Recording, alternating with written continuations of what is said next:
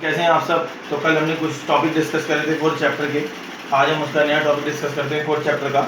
और आप जैसे कि देख रहे हैं सामने टॉपिक का नाम लिखा हुआ है torque on a current loop in a uniform magnetic field. Uniform understood है इसमें, torque on a current loop in a magnetic field. अब इसमें समझने की कोशिश करते हैं कि हमें करना क्या है।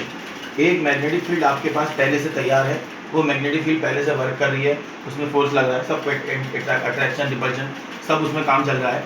अब आपने क्या करा, उस मैग्नेटिक फील्ड के अंदर आपने करंट लूप किसी भी शेप का हो सकता है। यहाँ पर हम जो करंट लूप लेंगे वो रेक्टेंगुलर लूप लेंगे, ठीक है।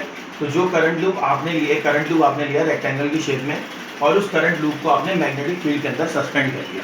अब सोचिए, रेक्टेंगल की अगर हम बात करें तो रेक्टेंगल की कितनी साइड होती हैं? 4 साइड होती हैं, लेंथ ब्रेथ। तो जब आप उस रेक्टेंगुलर लूप को या करंट लूप को जब मैग्नेटिक फील्ड के अंदर सस्पेंड करेंगे तो उस पर 4 साइडों पे 4 अलग अलग फोर्स लगेंगे। तो हमें पहले तो ये बताना है कि उन चारों साइडों के फोर्स क्या होंगे, और उसके बाद हमें ये बताना है कि उस पर लगने वाले टॉर्क की वैल्यू क्या होगी। टॉर्क कब बनता है? टॉर्क तब बनता है जब किसी ऑब्जेक्ट पर एक साथ 2 फोर्स लगते हैं और उनकी लाइन ऑफ एक्शन क्या होती है? डिफरेंट होती है, और उसको क्या कराता है? रोटेट कराने की कोशिश करता है। तो ओवरऑल इस टॉपिक में हम क्या डिस्कस करेंगे, हम एक करंट लूप लेंगे और उस करंट लूप को हम मैग्नेटिक फील्ड के अंदर सस्पेंड कर देंगे, और उसके बाद हम ये जानने की कोशिश करेंगे कि उस लूप पर या जो भी रेक्टेंगुलर है उसकी चारों साइड्स पर लगने वाले टॉर्क की वैल्यू क्या होगी। तो देखिए सामने एक एक करके समझने की कोशिश करते हैं। ये हमारे पास एक रेक्टेंगुलर लूप है PQRS, और इस रेक्टेंगुलर लूप में आपने कितनी करंट फ्लो कराई? Capital I. करंट की वैल्यू कितनी है यहाँ पे?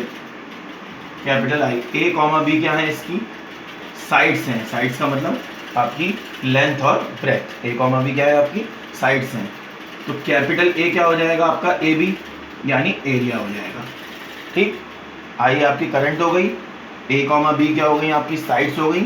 कैपिटल A आपका क्या हो गया? A इंटू B, यानी एरिया हो गया। उसके बाद ये एंगल थीटा है आपका। ये थीटा एंगल किस किस के बीच में है? एक तो मैग्नेटिक फील्ड और एक नॉर्मल। तो ये सारी चीज़ें हमने लिखी। आई यहाँ पे करंट है, A, B आपकी साइड्स हैं, कैपिटल A यानी A इंटू B आपका एरिया हो जाएगा लूप का, और थीटा जो एंगल है वो किस किसके बीच में है? मैग्नेटिक फील्ड और नॉर्मल के बीच में है। तो हम एक एक करके डिस्कस करने की कोशिश करते हैं। PS एंड QR, देखिए 2 साइड हैं आपके पास, PS एंड QR। ये दोनों साइड्स जो हैं ये एक दूसरे के ऊपर फोर्स लगाएंगी, इक्वल और अपोजिट। तो इन दोनों की वजह से जो फोर्स है वो क्या हो जाएगा? कैंसिल आउट हो जाएगा। तो PS और QR, PS एंड QR, इन दोनों की वजह से जो रिजल्टेंट फोर्स आएगा वो रिजल्टेंट फोर्स कितना होगा? आपका 0 होगा। अब हम बची हुई 2 साइड्स की बात करेंगे। कौन कौन सी साइड है? आपकी PQ और एक RS। तो देखिए ये जो PQ है इसके लिए जो फोर्स की वैल्यू है वो आपकी है,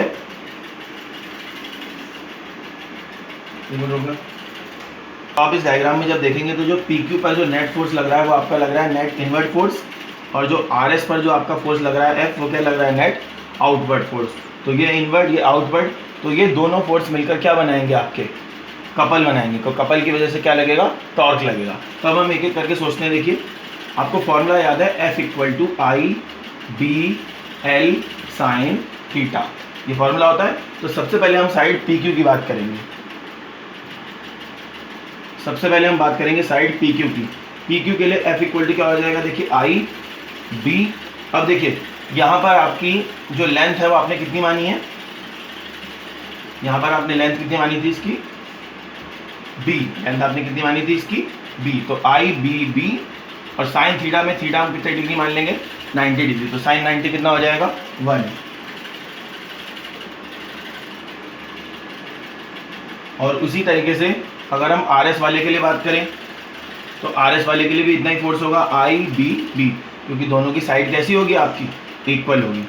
अब ये दोनों, एक इनवर्ट फोर्स है एक आउटवर्ड फोर्स है, तो ये दोनों फोर्स मिलकर क्या बनाएंगे? कपल बनाएंगे, और कपल की वजह से क्या लगेगा?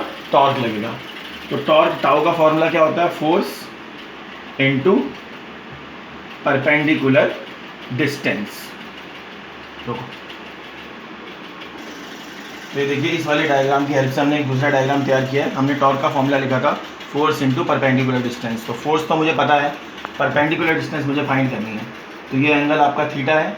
इस एंगल थीटा के लिए अगर मैं साइन थीटा अप्लाई करूँ तो साइन थीटा क्या होता है, परपेंडिकुलर अपॉन हाइपोटेनस। तो परपेंडिकुलर हो गया आपका ए ओ और हाइपोटेनस कितना हो गया आपका ए ओ अपॉन ए का मतलब ये, तो ए ओ कितना हो जाएगा, इसके साथ मल्टीप्लाई में चला जाएगा। तो कितना हो गया, ए साइन थीटा।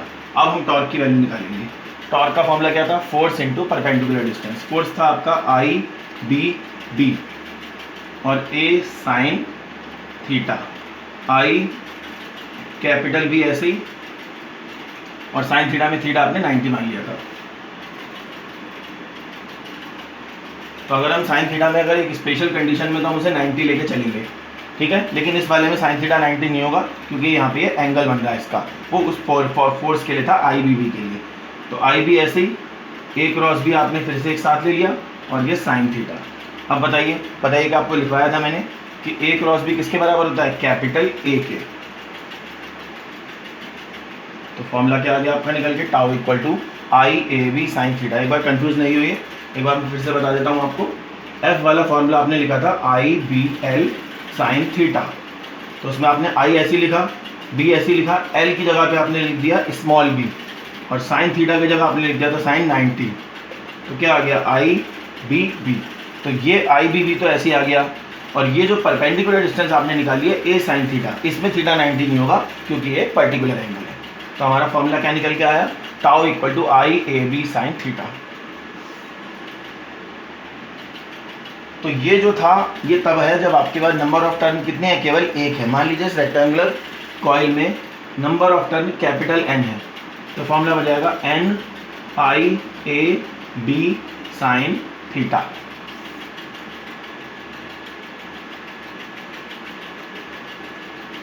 ठीक, एक बार इसको देख लीजिए।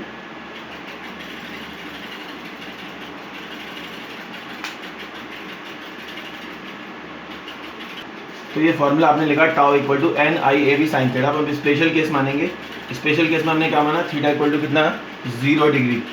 तो tau equal to N I A B और साइन थीटा की जगह साइन 0। साइन 0 की वैल्यू कितनी होती है, 0। तो टाउ कितना हो जाएगा आपका 0। यानी अगर आप 0 डिग्री का एंगल होगा मैग्नेटिक फील्ड और नॉर्मल के बीच में, तो टॉर्क भी कितना हो जाएगा, 0।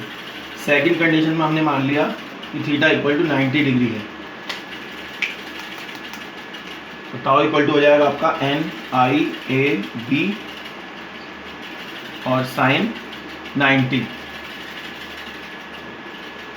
तो इस कंडीशन में ये है, साइन 90 की वैल्यू कितनी होती है, 1। तो ये हो जाएगा आपका tau max N I A B. देख लीजिए एक बार इसको, ये वाली कंडीशन में आपका 0 हो गया और इस वाली कंडीशन में आपका मैक्सिमम हो गया। तो ये हमारा आज का टॉपिक था, तो ये बहुत ही इंपॉर्टेंट टॉपिक है। कल इस टॉपिक के बेस पर हम पढ़ेंगे मूविंग कॉइल गैल्वेनोमीटर का टॉपिक पढ़ेंगे। जो टॉपिक आज हमने पढ़ा इसके बेस पर हम पढ़ेंगे moving coil galvanometer. Thank you very much.